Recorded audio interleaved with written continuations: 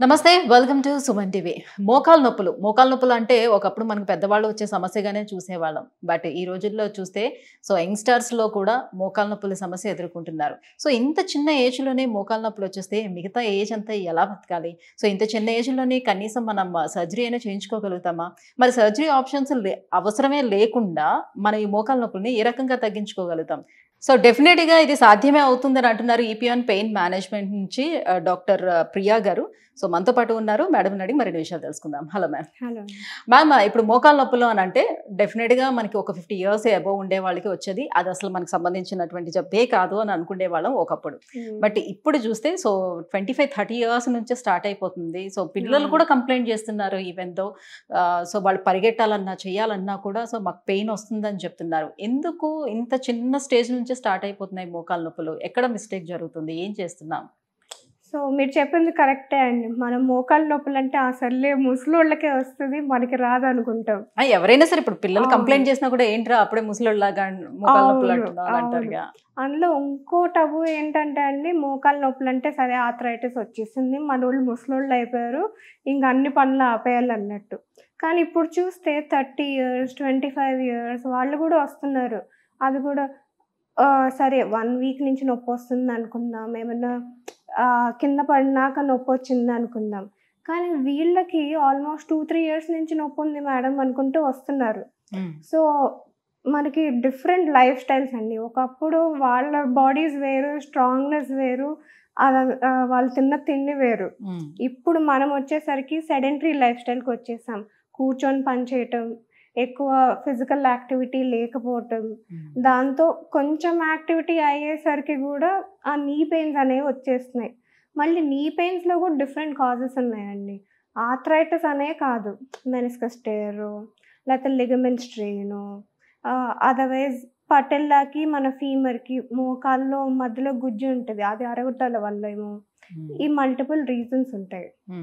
కానీ ఇప్పుడు యంగ్‌స్టర్స్ మాకు యాక్టివిటీ కూడా చాలా ఎక్కువ ఉంది, మేము యాక్టివిటీ చేస్తున్నాం, జిమ్‌లకి వెళ్తున్నాము, అక్కడ కూడా మంచిగా యాక్టివిటీ చేస్తున్నాము, అయినప్పటికీ మాకు పెయిన్స్ వస్తున్నాయి అని కంప్లైంట్ చేస్తున్నారు. అట్ ద సేమ్ టైం ఏంటంటే ఇదే యంగ్‌స్టర్స్ ఇప్పుడు ఈ మధ్యన లాగ్స్ చేయటానికి చాలా మంది సైక్లింగ్ చేసుకుంటూ సైకిల్ మీద చాలా దేశాలు తిరిగి రావటం, ఇలాంటి ప్యాషన్స్ కొంతమందికి ఉంటాయి కదా. ఇలాంటివన్నీ ట్రెక్కింగ్ చేయడానికి వెళ్తూ ఉన్నారు. ఇవన్నీ కూడా ఎంతవరకు అంటే వాళ్ళు అనుకుంటూ ఉంటారు మేము చాలా ఎనర్జెటిక్ గా ఉన్నట్టు, ఎందుకంటే ఇంత కష్టపడుతున్నాం, ఇంత యాక్టివిటీ చేస్తున్నాం కాబట్టి అని. ఇది కరెక్ట్ ప్రొసీజర్ అయినా కాదా?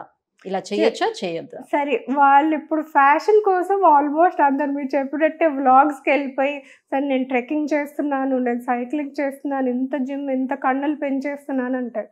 బట్ వాళ్ళు ప్రొఫెషనల్స్ అయితే ఓకే, ఒక లిమిట్ వరకు ఓకే అండి. సైక్లింగ్ సరే రోజుకు 1/2 అవర్ వెళ్తున్నారు, పర్వాలేదు.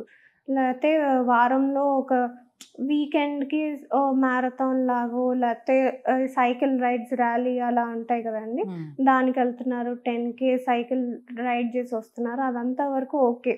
లేదు రోజులోనే నేను 2-3 గంటలు చేసేస్తున్నాను, నా మజిల్స్ చాలా స్ట్రాంగ్ అయిపోతున్నాయి, నేను ఇలాగే ఉండాలి అంటే అది అయ్యే పరిస్థితి కాదండి. ప్రొఫెషనల్స్కి వేరు, వాళ్ళకి ప్రాపర్ డయట్, వాళ్ళకి ప్రాపర్ ట్రైనింగ్ అన్నీ ఒక సిస్టమాటిక్ ప్రాసెస్లో ఉంటాయి. ఇప్పుడు సడన్గా ఈరోజు వెళ్ళి 10 కిలోమీటర్లు పరిగెత్తేసి వచ్చేసాను అంటే అది ఇంకా మీకు ఉన్న డ్యామేజ్కి కాస్ట్ చేస్తుంది, కానీ మిమ్మల్ని హెల్దీగా ఉండటానికి అయితే హెల్ప్ చేయదు. అంటే ఇప్పుడు వినగానే చాలా మందికి వచ్చే డౌట్ ఉంటుంది, ఇంతకు ముందు అసలు ఈ బైక్స్ అవి ఉండేవి కాదు కాబట్టి, ఈ కార్స్ ఇలాంటివి ఉండేవి కాదు, ఇప్పుడంటే అందరికి చాలా సుఖం పెరిగిపోయింది, బట్ అప్పుడు అంతా సైకిలే ఉండేది కదా, ఎన్నో కిలోమీటర్లు సైకిలే దొక్కుని వెళ్ళేవారు కదా, వాళ్ళు పేరెంట్సే చెప్పేవాళ్ళు మేము స్కూల్కి సైకిల్లో ఇలా 20 కిలోమీటర్లు 30 కిలోమీటర్లు వెళ్ళేవాళ్ళు. బట్ అది టోటలీ డిఫరెంట్ అండి. అంటే అప్పుడు వాళ్ళు తీసుకునే ఫుడ్ కానివ్వండి, ప్రోటీన్ కానివ్వండి, వాళ్ళ బ్యాలెన్స్డ్ డైట్ ఉండేది. ఇప్పుడు నేను సాయంత్రం వచ్చి పిజ్జా పాస్తా తింటాను, పొద్దున్న వెళ్ళి అది కరగటానికి 10 కిలోమీటర్లు వాక్ చేస్తానంటే అది అయ్యే పరిస్థితి కాదు. వన్స్ యు ఆర్ ప్రొఫెషనల్, సరే మీరు ఏదైనా అథ్లీట్ పర్సన్ అయినా, లేకపోతే ఏదైనా సినిమా యాక్ట్రెస్ తీసుకోండి, వాళ్ళకి అవసరం మజిల్ మెయింటైన్ చేయటం అయినా, వాళ్ళకు కూడా అయ్యే ఇంజరీస్ అవుతాయి, మన దాకా రావంతే. మనం కామన్ పర్సన్ ఎవ్రీడే అంత స్ట్రెనస్ యాక్టివిటీ చేయటం అనేది మంచిది కాదు. సో గతంలో మాదిరిగా ఇప్పుడు 10 కిలోమీటర్లు 20 కిలోమీటర్లు మనం సైక్లింగ్ చేస్తామంటే ఇప్పుడు ఉన్న స్టేజ్ అదే కాదు అని పరిస్థితి అంటున్నారు. కాదు. అట్ ద సేమ్ టైం గతంలో మాదిరిగానే ఇప్పుడు కూడా ఇంటి చిట్కాలు, ఇప్పుడు మోకాళ్ళు అరిగిపోయాయి, సో గుజ్జు లేదు అని అనగానే సో ఇంటి చిట్కాలు కానివ్వండి, లేకపోతే ఆయుర్వేద ట్రీట్మెంట్ అని చింతగింజలు కానివ్వండి, జీడి గింజలు, ఇట్లా చాలా రకాల ట్రీట్మెంట్స్ వాళ్ళు ముందు అవన్నీ కూడా ట్రై చేసి ఆ తర్వాత అది సక్సెస్ కాకపోతే దెన్ మీ దగ్గరికి రావడం అనేది జరుగుతుంటుంది కదా. నిజంగా అవన్నీ కూడా సక్సెస్ అవుతాయా? ఎంతో కొంత రిజల్ట్ ఇస్తాయా? అసలు ఫస్ట్ మనల్ని స్పాయిల్ చేస్తుంది సోషల్ మీడియానే అండి. ఓపెన్ చేయగానే సరే మీరు చింతగింజలు తినండి, జీడి గింజలతో ఓకే తగ్గిపోద్ది, పాలల్లో పసుపు కలుపుకొని తాగండి గుజ్జు పెరుగుద్ది, బెండకాయ తినండి, జిగురుగా ఉండే పదార్థాలు, అది జిగురు తింటే జిగురు వచ్చేస్తుంది అనే కాన్సెప్ట్ లో ఉండలేరు. ఇదంతా ట్రాష్ అసలు. సో మనం యాక్చువల్లీ చూడాల్సింది ఏంటంటే, సరే నొప్పి మొదలైంది, దానికి తగ్గ ప్రికాషన్స్ ఏంటి, ఫస్ట్ దగ్గరలో ఉన్న డాక్టర్ దగ్గరికి వెళ్తే వాళ్ళు ఎలాంటి ఫుడ్ తీసుకోవాలి, ఏం ప్రికాషన్స్ చేయాలి, ఎలాంటి ఎక్సర్సైజ్ చేయాలి, లేకపోతే ఇంకా సివియర్గా ఉంటే నెక్స్ట్ ప్రొసీజర్ ఏంటి, ఏమేమి ట్రీట్మెంట్లు ఉంటాయి అనేది తెలుసుకోవచ్చు. లేదు వాట్సాప్లో వాళ్ళు ఫార్వర్డ్ చేసేసారు, అమ్మో ఇది తింటే పెరిగిపోద్ది అన్న కాన్సెప్ట్లోకి వచ్చేసారు. కానీ మనం ఎక్కువ డిలే చేసే కొద్దీ ఆ ఉన్న డ్యామేజ్ కాస్త ఎక్కువ అవుతూనే ఉంటుందండి. సో లాస్ట్కి వచ్చేసరికి ఇంకా అసలు ఆల్మోస్ట్ నడవలేని పరిస్థితి, అదర్వైజ్ మెట్లు ఎక్కటానికి కింద కూర్చోవటానికి ఇబ్బంది పడే పరిస్థితికి వస్తారు. అలాంటి టైం కంటే మనం స్టార్టింగ్ స్టేజ్లోనే ఉన్నప్పుడు దానికి తగ్గ ప్రికాషన్ ట్రీట్మెంట్ తీసుకోవటం చాలా మేలు చేస్తుంది. మోకాలు నొప్పులు వస్తున్నాయంటే కేవలం అరుగుదల, గుజ్జు లేకపోవడం ఒకటే కారణం ఉంటుందా, ఇంకా ఇతర కారణాలు ఏమైనా ఉన్నాయా? సో మల్టిపుల్ రీజన్స్ అండి. ఐదర్ మజిల్ స్ట్రెయిన్ అవ్వచ్చు, లిగమెంట్ స్ట్రెయిన్ అవ్వచ్చు, మెనిస్కస్ అనేది ఉంటుంది, మెనిస్కస్ టేర్ అయినా స్ట్రెయిన్ అయినా అవ్వచ్చు, లేకపోతే డైరెక్ట్ గుజ్జు అనేది కూడా అరగచ్చు. గుజ్జు కూడా 2 చోట్ల ఉంటుందండి మనకి. ముందు గిల్లక అంటాం చూడండి, ఆ గిల్లకకి మన మోకాలు ఉన్న బోన్స్కి మధ్యలో గుజ్జు ఉంటుంది, లేకపోతే మోకాల్లో పైన కింద ఎముకల మధ్యలో కూడా గుజ్జు ఉంటుంది. సో రెండిట్లో కూడా అరుగుదల వల్ల నొప్పి రావచ్చు. సో ఇది కాక మోకాల్లో నీరు రావటం వల్ల రావచ్చు. ఇదంతా మనం స్కానింగ్లో చేసి తర్వాత మీకు ఎప్పటి నుంచి మొదలైంది, ఏది చేస్తే ఎక్కువైంది, ఎలా ఉంటే బెటర్ అవుతుంది అని అసెస్ చేసి దాన్ని బట్టి నెక్స్ట్ ఏం చేయాలో చెప్తాం. సో ఇప్పుడు కార్టిలేజ్ ప్రాబ్లం ఉన్నా లేకపోతే లిగమెంట్స్ ప్రాబ్లం ఉన్నా ఏ ఇష్యూ ఉన్నా కూడా పెయిన్ మేనేజ్మెంట్తో దాన్ని క్యూర్ చేసుకోవడానికి ఎంతవరకు ఛాన్స్ ఉంటుంది? బేసికల్ వీఆర్ హ్యావింగ్ 95% క్యూర్ అండి. సో మనం చేసేది ఏంటంటే ఉన్న డ్యామేజ్కి వీఆర్ గివింగ్ పిఆర్పి అండి.